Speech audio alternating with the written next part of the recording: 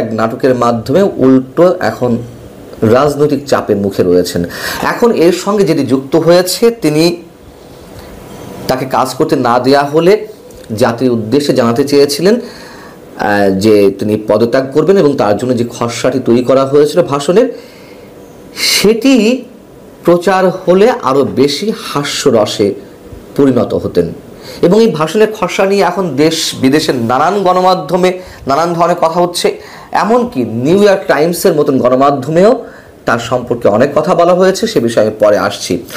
আমরা শুক্রবারও শুনছিলাম যে তার ভাষণ রেকর্ডের জন্য যমুনাতে বিটিভির ক্যামেরা গেছে, যদিও পরবর্তীতে তা স্থগিত করা হয়। এখনও শোনা যাচ্ছে শনিবার তিনি জাতির উদ্দেশ্যে ভাষণ দিতে পারেন। ভাষণ তিনি দিতেই পারেন, কিন্তু যে কথাগুলো খসড়াতে ছিল সেগুলো যদি আবারও আনা হয় তা মানুষ আসলে খুব বেশি গুরুত্বের সঙ্গে নেবে না।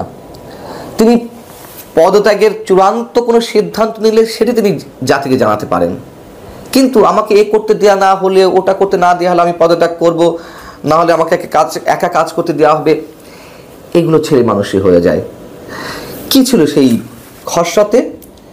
তিনি সেখানে বলতে চেয়েছিলেন যে তাকে বাদ দিয়ে নতুন করে অন্তর্বর্তী সরকার গঠন করা হোক, অন্তর্বর্তী সরকার পরিচালনা করতে গিয়ে কোথায় সমস্যা হচ্ছে, তার কি প্রয়োজন, এসব কথা তিনি বলতে চেয়েছিলেন।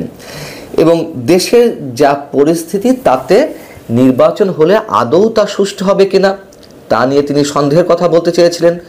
ভোটে ব্যালট বাক্স ছিনতাই হবে কিনা, ব্যালট বাক্স ছিনতাই হলে বা ছিনতাই হওয়ার পথে সেগুলো আটকাতে পুলিশ পারবে কিনা, পুলিশের সক্ষমতা আছে কিনা, এসব বিষয়ে তিনি যথেষ্ট সন্দিগ্ধ। এগুলো তিনি ফুটিয়ে তুলতে চেয়েছিলেন। এবং এই ধরনের কোনো নির্বাচনের পরিস্থিতি হলে বা নির্বাচন ব্যর্থতায় পর্যবেসিত হলে তার দায়িত্ব তিনি নেবেন না। দেখুন, এই কথাগুলোই, এই আশঙ্কাগুলোই আমরা করে আসছিলাম। দেশের যে অবস্থা কেন ঠিক করা হচ্ছে না? ইচ্ছাকৃতভাবে দেশকে অস্থিতিশীল অবস্থার মধ্যে যতক্ষণ রাখা যায় বলা সম্ভব হবে যে নির্বাচনের পরিবেশ নেই। আমাদের এই কথাগুলো তো অলরেডি রেকর্ডেড, পিছনে গিয়ে শুনতে পারেন যে আমার এই চ্যানেলে এই কথাগুলো বলা হয়েছে কিনা। এবং সেগুলোকে তিনি ক্যাশ করতে চেয়েছিলেন। আইন শৃঙ্খলা রক্ষার নামে যে অপারেশনগুলো পরিচালিত হলো সেখানে তো একটি বিশেষ রাজনৈতিক দলকে টার্গেট করা হয়েছে, তাদের নেতা কর্মীদেরকে গণহারে গ্রেপ্তার করা হয়েছে, প্রকৃত অপরাধী কজনকে আটক করা হয়েছে, চাঁদাবাজি চলছে এটি তিনি দেখতে পারেন না। প্রধান উপদেষ্টা ডক্টর মোহাম্মদ ইউনূস, এগুলো তার চোখে পড়ে না। এটা তো নিউ এজের সঙ্গে সাক্ষাৎকারে তিনি বলেছেন। নিউ ইয়র্ক টাইমস এবার কি বলছে? নিউ ইয়র্ক টাইমসের শিরোনাম হচ্ছে বাংলাদেশের leader threatens to resign over election pressure. এর চেয়ে একজন সম্মানী ব্যক্তিকে ছোট করার জন্য আর কিছু প্রয়োজন আছে? বা তিনি যদি নিজেই ছোট হতে চান, নির্বাচনী চাপ বাড়ার জন্য তিনি পদত্যাগের হুমকি দিচ্ছেন। নিউ ইয়র্ক টাইমস কি বলছে ভিতরে? 9 মাস হতে চললেও অন্তর্বর্তী সরকার সবাইকে হতাশ করেছে। যারা দ্রুত নির্বাচন চান তারা তো হতাশ, এর বাইরে আরো অনেকে। এখন দেশটির নেতা, শান্তিতে নোবেল বিজয়ী মোহাম্মদ ইউনূস হুমকি দিচ্ছেন যে যদি তাকে তার কাজ করতে দেওয়া না হয় এবং ধীর গতিতে দেশকে নির্বাচনের জন্য প্রস্তুত করার সুযোগ না দেওয়া হয় তাহলে তিনি পদত্যাগ করবেন। এখানে বলা হচ্ছে বর্তমানে দেশের সবচেয়ে বড় রাজনৈতিক দল ও সেনাবাহিনীর বিএনপি এবং সেনাবাহিনীর মধ্যে বিকাশমান ঐক্যের কারণে তিনি বাধাগ্রস্ত অনুভব করছেন। এই ঐক্য তার নীতিগুলোর সমালোচনা করছে এবং বলছে তিনি নির্বাচনের পরিকল্পনায় অত্যন্ত ধীর গতিতে এগোচ্ছেন।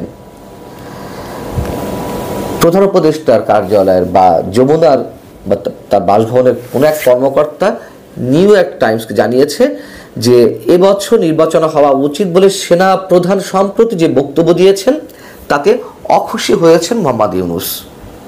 সেই সঙ্গে রাজনৈতিক প্রতিপক্ষগুলোর সমালোচনায় তিনি মানসিকভাবে বিপর্যস্ত বোধ করছেন। এটা কোনো রাষ্ট্রনায়কের চরিত্রের সঙ্গে যায় না, কোনোভাবেই যায় না। নিউ ইয়র্ক টাইমস বলছেন যে মোহাম্মদ ইউনূস একজন চমৎকার ব্যাংকার হতে পারেন। আর একজন বিশেষজ্ঞ বক্তব্য এখানে রেফারেন্স হিসেবে নেওয়া হয়েছে। কিন্তু একটা প্রতিষ্ঠানের নেতৃত্ব দেওয়ার জন্য তিনি দারুণ হতে পারেন, কিন্তু তার যে ঘাটতি রয়েছে দিনের পর দিন এটা স্পষ্ট হচ্ছে যে তার দৃঢ় ও শক্তিশালী ব্যক্তিত্ব নেই, যেটি বলছিলাম আমি নিজেও। প্রধান উপদেষ্টার এই ধরনের তার সম্বন্ধে যে নানান ধরনের গল্প প্রচলিত আছে তা এটারই সাক্ষ্য দেয়।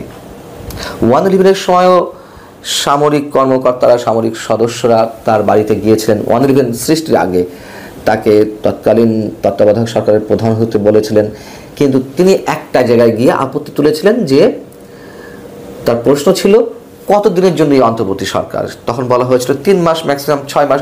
তিনি এত অল্প দিনের জন্য আসতে রাজি হননি, এটি আমরা জানি। বর্তমানে তিনি একটি দীর্ঘ মেয়াদের পরিকল্পনা নিয়ে এসেছেন। 1 বছর তো হতেই চললো, 9.5 মাস হয়ে গেছে। আগামী ডিসেম্বরে যদিও নির্বাচন হবে কিনা যায় না, ধরে নিলাম ডিসেম্বর পর্যন্ত, তাতেও তো সেই সরকার 1.5 বছর পর্যন্ত মেয়াদ পায়। আরও বেশি হলে আরও 2 বছর। আবার রব তো তোলা হয়েছিল যে 5 বছর তাকে নির্বাচনে, মানে 5 বছর ক্ষমতা দেখতে চাই কেউ কেউ, এবং তিনি নিজেও সেটি প্রকাশ করেছিলেন আর জাজিরার সঙ্গে। কিন্তু তিনি কিভাবে ক্ষমতা থাকতে চান? তিনি যে একটা বিশেষ রাজনৈতিক দলের পক্ষ হয়ে কাজ করছেন তা তো গত 3-4 দিনেই বোঝা গেছে। তার বাসভবনে কিংবা তার কার্যালয়ে সহজে অন্য কোনো রাজনৈতিক দলের নেতারা ঢুকতে পারেন না। সেখানে জাতীয় নাগরিক পার্টির নেতারা যখন তখন যেমন খুশি সেইভাবে তারা প্রবেশ করছেন, তার সঙ্গে বৈঠক করছেন। এই অবস্থায় এসে যে নাটকটি আমাদের সামনে উপস্থাপন করা হয়েছিল, আগেই বলেছি এটা একেবারেই ফ্লপ। উল্টো মানুষের কাছ থেকে তিনি যেটি আশা করেছিলেন, বিশেষ করে রাজনৈতিক দলগুলোর কাছ থেকে, রাজনৈতিক দলগুলোর মধ্যে একটা উন্নাসিক ভাব, তিনি গেলে যাবেন, নতুন বিকল্প খুঁজে নিতে হবে, কারোর জন্য কেউ বসে থাকে না। এখন তিনি পড়ে গেছেন ক্রস ফায়ারে। আর যদি কোনো ভাষণ আমাদের সামনে দেন জাতির উদ্দেশ্যে, দেখা যাক কি বলেন তিনি, আবার না জানি কোনো হাস্যরসে পরিণত হন। তার জন্য শুভকামনা অবশ্যই আমাদের। ভালো থাকুন সবাই। আল্লাহ হাফিজ।